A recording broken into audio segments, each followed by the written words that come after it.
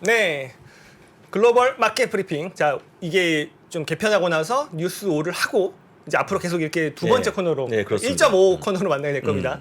우리 미래에셋증권의 이창구 선임에 이제 모시겠습니다. 어서 오세요. 네, 어서 안녕하십니까. 네, 일단 해명부터 하시죠. 해명이요? 네. 어떤 해명입니까? 아니 우리는 이제 개편해서 첫 네, 방송인데 그렇죠. 본인은 마지막 방송이라고 얘기를 들었습니다. 네, 그러니까 또 본업에 집중해야 될 시기가 온 것 같고 네. 사실 제가 방송하면서 많이 배우고 성장도 했지만 네. 아직 더 부족한 부분이 많은 것 같아서 네.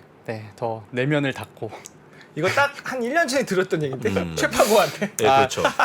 그래서 제가 지금 오늘 개편에서 의견 쭉 주셨는데 메모를 좀 해봤어요. 또 네. 마지막이니까 또 제 의견 시원하게 한번 말씀을 드리면 한번 주세요. 제가 네. 거꾸로 해드릴게요. 네. 실적보다 저는 멀티플이라고 생각을 하고요. 아무리 어허. 실적이 좋은 기업보다 멀티플을 봐야 되는 게 주식시장이다. 네. 그리고 금융위기 코로나 말씀했는데 그런 상황이 아니냐고 하지만 환율은 그런 상황으로 해석을 하고 있잖아요. 전쟁이란 상황은 사실 제 생각엔 코로나처럼 심각하게 받아들이는 것 같고요. 네. 환율의 힌트에 있어서. 그리고 반도체가 나스닥보다 빠지잖아요. 네. 저는 반도체는 성장성을 잃었다라고 생각합니다. 그래서 어. 제가 예전에 애플을 샴푸에 비유했거든요. 맞아요. 그 워런 버핏 최대주주로 있으면서 P&G 같은 기업이 될 것이다. 네. 성장성은 적으나 이제 뭐 배당과 주주 환원을 많이 하는 기업. 저는 애플이 샴푸라면 인텔은 비누라고 생각합니다. 좀 더 오래된 기업이죠. 야, 우리 부장님 또 반론 한번 해주시죠. 아유. 이거 올 반론이 필요 없어. 아니에요. 이거 맞아. 올 필요 없어 오늘. 자, 반론 한번. 야, 그러면 아까 얘기한 것처럼 그 멀티플이 중요한데 멀티플이 구체적으로 어떻게 높아지는 겁니까? 떨어지는 겁니까? 그러니까 사실 돈의 심리를 자극하는 네, 거고 네, 유동성을 자극하는데 네. 사실 저는 이번 금리 인상 사이클 물론 금리 인상이라는 거는 장기적으로 보면은 금리 역사는 우하향하긴 하잖아요. 네. 근데 이번에 좀 판이 뒤집어졌다고 생각하고요. 그만큼 이 금리를 잡기 위해서 물가가 잡혀야 되고 물가를 잡기 위해서는 전쟁이라는 이슈 그리고 미중 갈등이 끝나야 된다고 생각을 해서 그런 빅 이벤트가 있기 전까지는 아직은 긴장을 늦춰서는 안 된다. 아직까지는 그리고 긴장을 물론 놓치면 안 된다. 저라고 뭐 그러니까 불리시라고 말씀하셨지만 네, 네. 저의 의견은 베어리쉬는 아니고요. 그만큼 풍선 효과로 인해서 더 소수의 타겟팅 섹터와 산업이 상승할 것일 것 같다. 그러니까 전반적인 시장 상승보다는 그러니까 우리가 작년까지 근 10년 동안 저금리와 유동성의 파티가 있었다면 네. 사실 그거에 대한 잔고가 들어가야 된다. 그래서 사실 제가 좀 더 좀 내면의 그런 고민과 내공을 키우겠다라고 말씀을 드린 건 저 네. 역시도 새로 이러한 투자 시장에 바뀌는 판을 해석하기 위해서 인풋을 넣어야 된다고 생각해서 잠시 쉬는 것도 있거든요. 그러니까 뭐냐면 이 방송과 미디어는 아웃풋에 그렇죠, 관련된 그렇죠, 거잖아요. 그렇죠. 근데 저 역시도 이제 좀 더 많은 독서와 좀 더 많은 시장에 대한 모니터링이 필요할 것 같아서 사실 판이 좀 많이 바뀌고 있다라는 생각은 들어요. 제 네. 개인적으로는. 예. 마치 이제 싱어송라이터가 약간 이제 뭐 다시 새로운 곡을 작곡을 하고 작사를 하기 위해서 그렇군요. 약간 이제 뭐 은둔하고 아니면은 그렇죠. 이제 뭐 어디 여행을 떠나고 그런 느낌이에요. 그래서 얼마나 많은 아웃풋을 준비하시냐고. 그러니까 사실 오늘의 시장 요약도 제가 하나를 준비했는데 네. 뭐 시장 뭐 포인트들은 생략하고요. 미국 시장 네. 많이 빠졌으니까 네. 사실 오늘의 시장 요약은 GD의 삐딱하게였습니다. 아. 이게 제가 파월의 발언을 보고 네. 좀 개사를 했는데요. 네. 이 삐딱하게 가사를 보면 네. 영원한 건 절대 없어. 결국 넌 변했지. 속도 조절도 없어. 물가 안정도 없어. 금리 인하 같은 소리는 집어쳐. 오늘 밤은 삐딱하게 내버려둬. 슈퍼 파월 너 하나 믿고 마냥 행복했던 내가 우습게 남겨졌어. 야. 아, 그거를 혹시 음을 태워서는 안 됩니까? 네, 제가 너무 만약에 비슷한 것 같은데, 음까지 그래요? 쓰였으면은 네. 예, GD에 대한 그런 거니까 사실 너무 팬이 많은 G들하고는 그냥 놔두는 걸로 네, 하고 네, 네. 그러니까 사실 이번 발언이 시장에 상당히 많은 충격을 줬던 것 같고요. 저는 또 여기에서 발언 중에 주목했던 게 두 가지 더 있었어요. 일본은행 총재 구로대 총재도 네. 약간 노빠꾸죠. 그러니까 맞아요. 이 일본 아저씨 통화 정책 노빠꾸예요. 완화 외엔 선택지 없어. 맞아요. 예, 여기는 이런 금리 인상 기조에도 자기들은 계속 완화하겠다고 했고요. 네. 사실 지금 저는 이번에 잭소넬에서 이창용 한국은행 총재님이 발언한 게 네. 정말 많은 정리를 해줬다고 생각하거든요. 네. 한국에 대한 상황을. 네. 그래서 몇 가지 이걸 살펴보면 네, 알려주세요. 뭐 사실 연준이랑 똑같습니다. 한국은행 역시도 물가 안정을 최우선으로 생각하고 네. 주택 시장 조정은 불가피하다. 그리고 파월 의장의 발언은 우리의 예상과 일치한다. 그리고 중국이 세계 공장이었던 시대는 끝나가고 있다. 네. 그리고 미국의 금리 인상 그게 원달러 환율 상승의 주요 요인이다. 네. 그렇죠. 그리고 미국 연준보다 한국은행이 긴축 사이클을 먼저 중단하진 않을 것이다. 맞아요. 와, 이것도 사실 되게 좋았고요. 또 마지막으로 미중 긴장 등 지정학적 이슈는 엄청난 하방 위험이 있다. 이게 사실 저는 이 이창용 한국은행 총재님의 발언이 지금 우리가 주식시장을 볼 수 있는 약간 팩터들의 종합체, 종합선물 세트라고 생각하거든요. 그래서 저는 이걸 보고 소름이 돋았어요. 야. 이렇게 정리를 잘 해주시나? 천재시잖아요, 천재. 네, 그죠? 그렇죠. IMF 제일, 수석 이코노미스트. 그래서 요번에 뭐 이렇게 우리 외환보유고 더 쌓아야 되는 거 아니냐 그랬더니 형, 나 IMF 출신이야. 나 요거를 하나 정리를 해줬죠. 그죠? 지금 한국과 미국이 같죠, 금리가 2.5%로. 같아요. 네, 같습니다. 이제 네. 벌어지겠죠.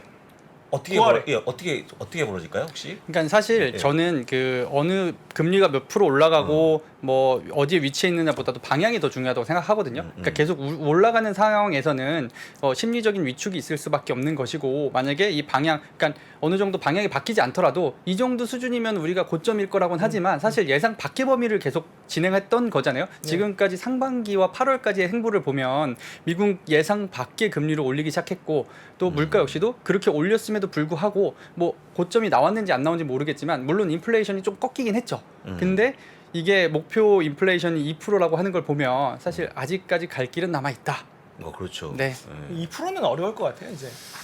2%는. 너무 차이가 나는데. 그러니까 왜냐하면 이제 구조적인 요인들이 네. 있기 때문에 비효율적으로 이제 움직이는 것들이 있어서. 그래서 저는 그 파월의 발언의 하이라이트는 인플레이션 46번 언급했거든요. 맞아요. 근데 내년 맞았구나. 금리 인상 전망은 환상이다.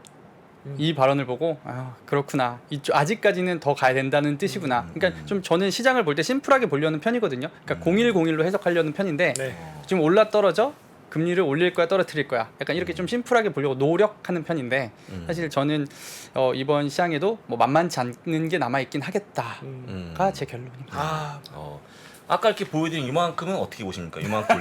이만큼요. 네. 뭐 사실 이번에도 비정상적으로 또 다른 큰 인상이 적절할 수 있다. 뭐 어떻게 보면은 이게 숫자는 안 들어갔잖아요. 예, 안 들어갔어요. 비정상적인 또 다른 인상이라고 하니까 네. 사실 제가 주목하는 포인트는 그게 0.75든 0.5가 중요한 게 아니라 예상 밖의 범위에 있을지 없을지가 중요한 것 같습니다.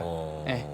그러니까 결론은 물가가 잡히면은 좀 덜 올리긴 하겠지만 우리가 가장 두려워했던 거는 이 올 한 해를 우리를 계속 쥐고 흔들었던 전쟁이라는 이슈에 있어서 winter is coming, 겨울이 다가오면 천연가스에 대한 또 수요들이 폭발할 텐데 그걸 과연 어떻게 잠재울 것이며, 그러니까 지금 사실 모든 주식시장과 세상은 연결돼 있잖아요. 그러면은 결국에는 정말 당장 급하게 되면 미국의 터미널에서 배를 통해서 유럽으로 천연가스를 나를 수밖에 없는 상황들이 나올 수밖에 없고, 그렇다라고 하면은 원가는 올라갈 수밖에 없잖아요. 그러니까 결국엔 가을 겨울이 지나는 시즌에 뚜껑을 열어봐야 된다. 그러니까 저는 사실 투자자로서 예측을 하려고 잘 안 하거든요. 그러니까 그때 그 상황의 가격을 받아들이려고 노력하기 때문에 그러니까 한번 지켜보고 거기에서 대응을 하자가 제 의견입니다. 오늘 사실 이거 접고 하기로 했으니까 네. 제가 그럼 살짝 반론을. 예, 왜냐면 예. 전 다른 거 다 동의한 천연가스는 좀 전 동의하지 않습니다.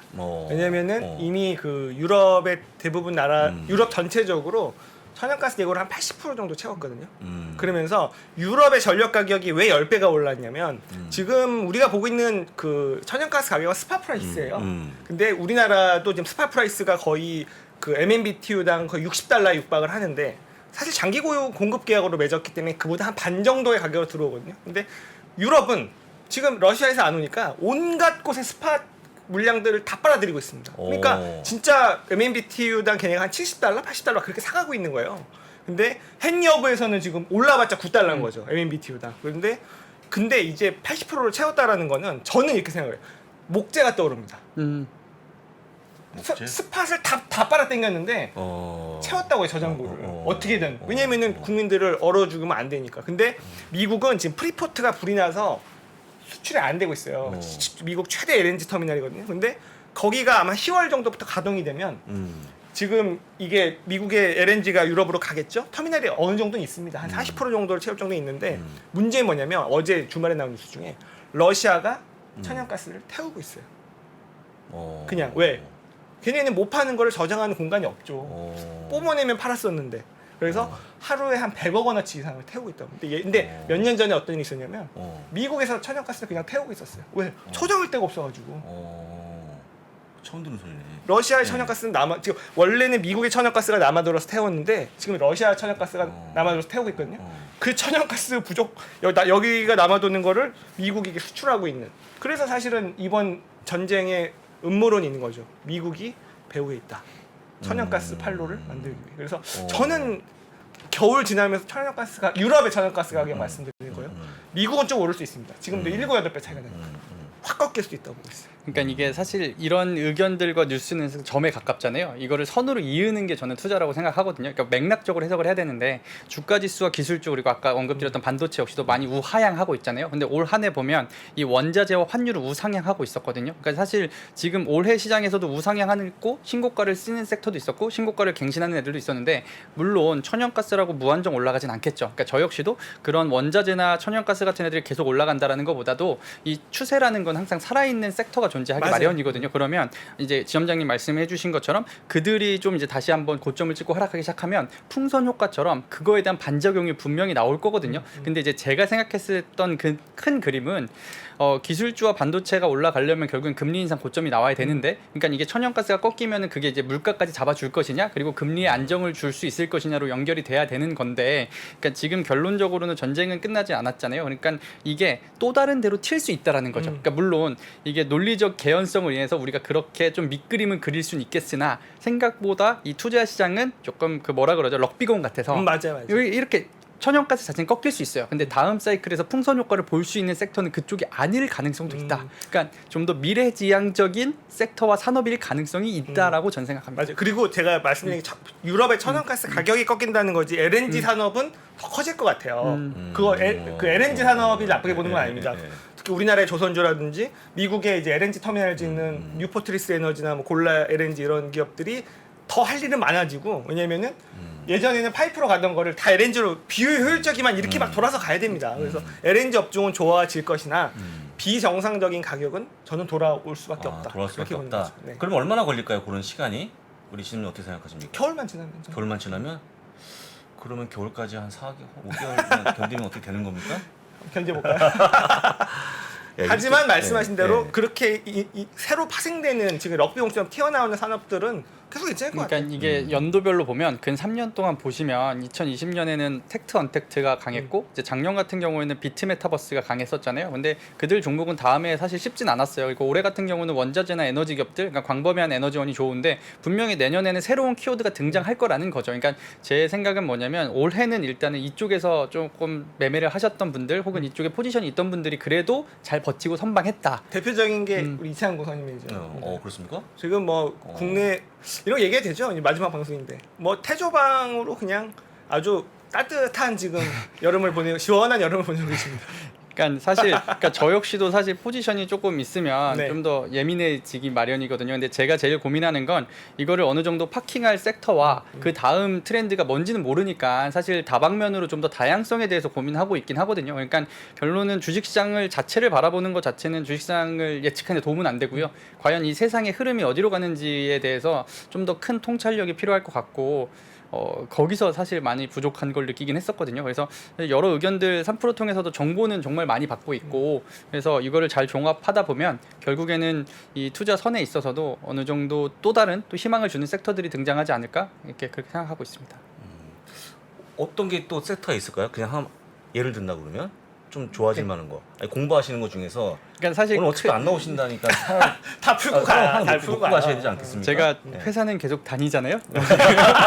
제가 저는 저희 회사 정말 사랑하고요. 네. 여러분들도 사실 고민 있을 때 저희 미래에셋 매니저들과 함께 하시면 좀 정도 많은 도움 받으실 수 있을 것 같아요. 왜냐하면 제가 지켜본 저희 미래에셋 그룹의 직원들은 이 고객을 위해 정말 노력 많이 하시고요, 공부도 많이 하시니까 사실 투자에 있어서 고민 되실 때 뭐 좀 더 편하게 상담 요청하시고 많이 문의 주시면 더 많은 도움 받을 것 같습니다.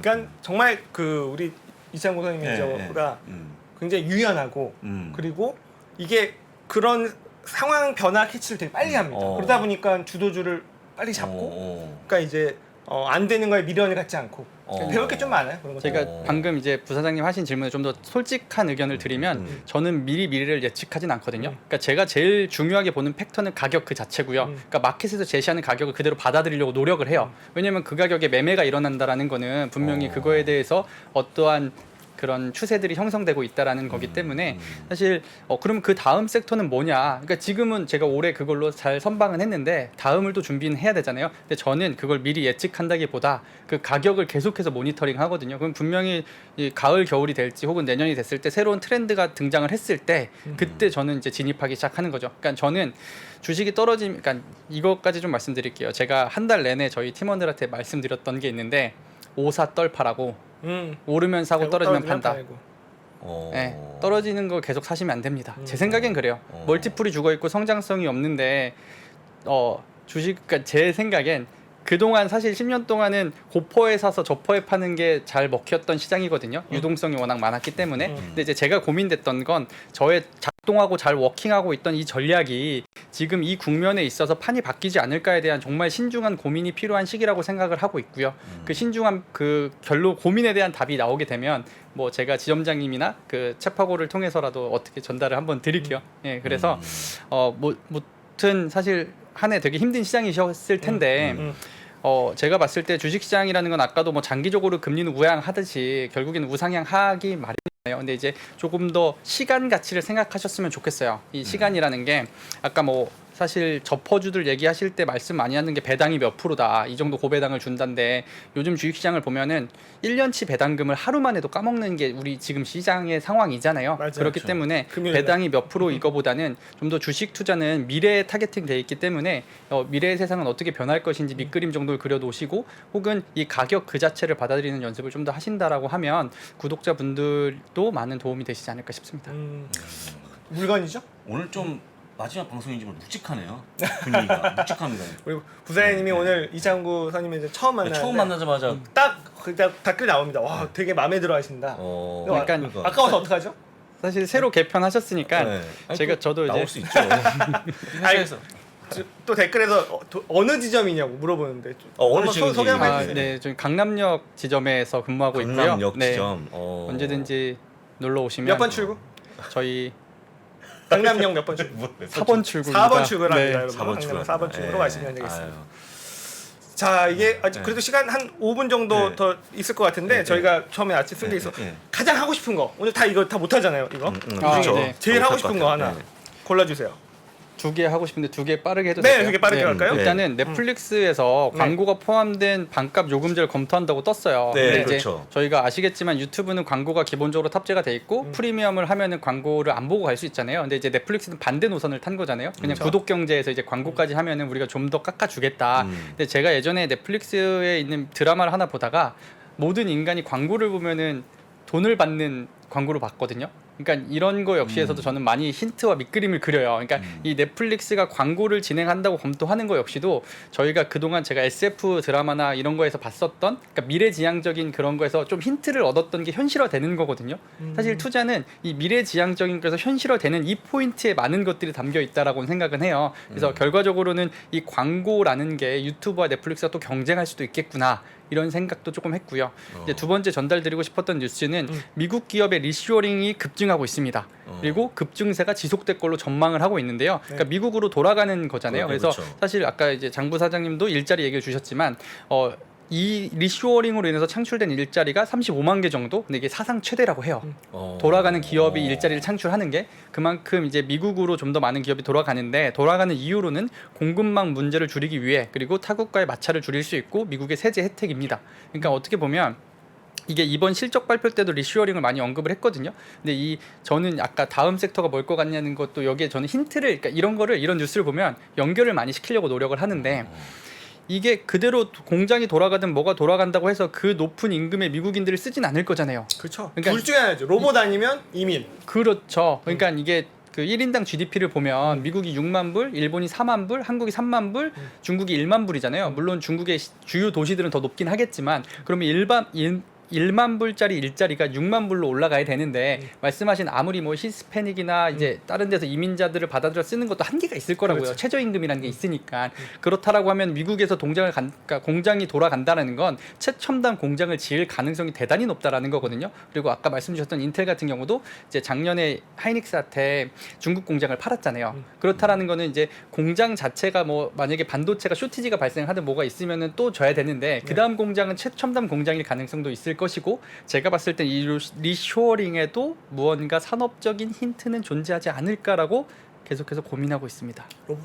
로봇이요? 아유, 정말 잘 맞추시는 것 같아요. 그냥 쏟아내고 가세요. 네. 그러니까 물론 그런 건 있어요. 그러니까 로봇이 지금 말씀 주셨던 광범위한 에너지원과 그리고 그런 올해 유행했던 태조 이방원과는 조금은 다른 건 어느 정도 폭발적인 성장성을 아직 보여주지 못하고 제가 말씀드린 멀티플적인 폭발적인 성장을 말씀드리는 건데, 그러니까 이런 사회 현상들은 물밑에서 계속 일어나고는 있다. 근데 이제 제가 진입하는 시점은 이게 가격적으로 반영을 하고 어느 정도 세상의 관심이 집중됐을 때가 제일 최적의 투자 타이밍이고, 그것이야말로 우리가 투자를 하실 때 시간 가치를 살릴 수 있는 방법이지 않을까라고 생각합니다. 참 대단한 그 이정호 선생님이 대단한 게 개인 투자자분들이 가장 궁금해하고 가장 원하는 게 시간 가치예요, 사실. 뭐 장기 투자 다 알겠다. 근데 나는 좀 빨리 먹고 싶고 좀 빨리. 근데 그거에 대한 철학이 있는 저기 친구이기 때문에 대단한 거죠. 네, 제가 이 일을 하면서 항상 느끼는 건데, 이게 사실 클라이언트들 나이대가 되게 다양하시잖아요. 근데 그들의 그러니까 항상 시간은 한정적이고 자금 역시도 한정적이잖아요. 모든 인간은. 그래서 사실 그 한정된 시간을 조금 더 저는 아껴드릴 수 있는 선택지를 많이 이제 도와드리려 노력하고 있습니다.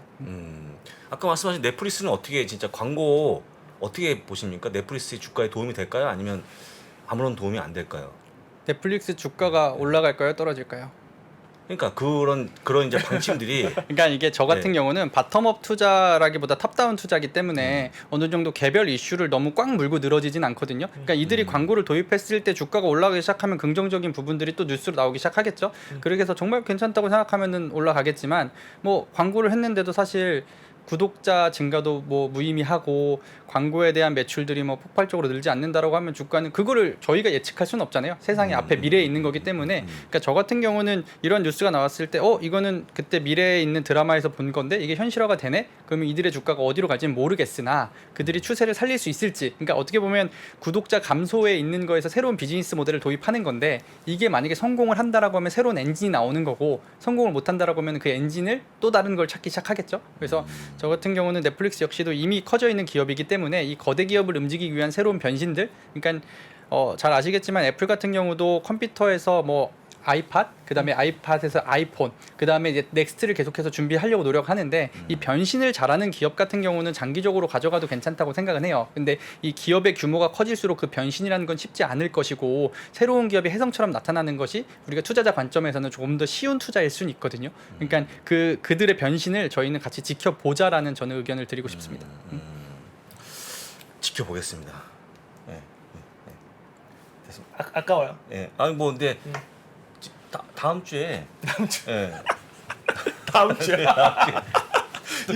이거는 부사장님을 뛰어넘는. 계속 그죠? 이야기를 이어가도록 하겠습니다. 다음 주까지. 자, 그래도 마지막 인사 한번, 그리고 다시 돌아오는 그날까지 컴백을 약속하는 인사 한번 해주세요. 네, 그러니까 아까도 잠깐 말씀드렸지만 제가 3프로 출연하면서 배운 것도 많고요. 사실 더 성장할 수 있던 계기가 됐던 것 같아요. 그리고 올 한 해 구독자분들과 저희 뭐 미래에셋 고객분들 역시도 쉽지 않은 투자 시장 경험하고 계실 텐데요. 그러니까 저희도 사실 하루하루 최선을 다해서 좀 더 수월한 투자 그리고 도움될 만한 정보를 드리기 위해서 노력하고 있으니까 앞으로도 대한민국 자본시장을 위해서 노력하는 매니저 되도록 하겠습니다. 감사합니다. 깔끔합니다. 조만간 다시 볼 수 조만간, 있기를 조만간. 바라면서 우리 또 미래에셋 증권의 이창구 서 매니저 보내드리도록 하겠습니다. 금방 돌아오세요. 네, 안녕히 다음에 가십시오. 뵙겠습니다. 네, 고맙습니다. 네, 감사합니다. 네, 그러면 짧게 광고 보고 네. 우리 또 하와이를 다녀오신 박상준 이사님 모시도록 하겠습니다. 옛날에는 우리는 개인 투자들이 사면 장이 빠지고 개인 투자들이 팔면 장으로 오르고 막 이런 얘기 했잖아요. 그런 얘기하는 사람들은 정말 진짜 이제 물러나야 돼요. 제 경험상 캐시가 최고입니다. 10년 있으면 엄청난 기회가 와요. 평일 600석 전석 매진 2022 하반기 자산시장 대전망이 온라인으로 출시됐습니다. 우리는 펀드 매니저가 아니에요. 그리고 우리 전문가가 아니에요. 왜 자꾸 우리가 전문가가 되려고 그래요? 아파트 사고 뭐 재산 올라오고 그게 다 내 덕인 줄 알잖아. 근데 중앙은행 덕이라고. 거기서 내셔 줄 때 같이 들어가야 돼. 근데 지금 들이마시는데 그 앞에다 대면 빨리 들어가지. 주식 부동산 투자에서 꼭 알아야 할 핵심 포인트를 압축한 5시간의 강의 2022 하반기 자산시장 대전망. 자세한 사항은 3프로TV 영상 하단의 댓글을 확인해 주세요.